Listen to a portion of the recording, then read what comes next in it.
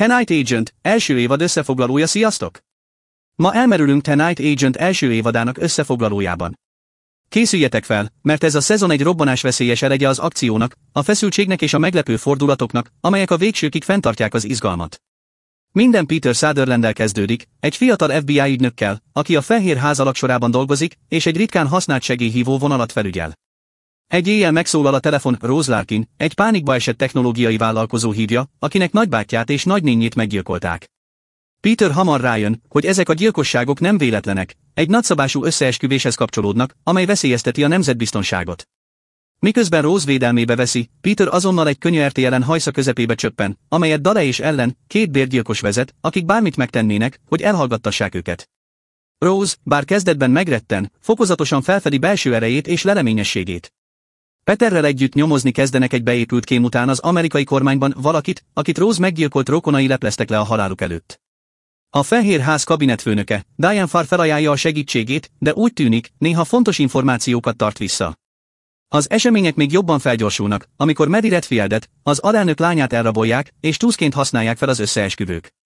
Peter és Rose, számtalan veszéllyel szembenézve, a meggyilkolt áldozatok által hátrahagyott nyomokat követve nagy kockázatú helyszínekre hatolnak be, hogy feltárják az igazságot. Egy kulcsfontosságú politikai esemény estéjén végre bizonyítékokat találnak a kém valódi kilétére.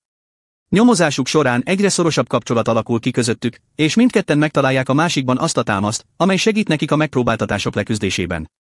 Ám minden megváltozik, amikor Peter rádöbben, hogy az áruló egy magas rangú tisztviselő, aki közel áll az elnökhöz.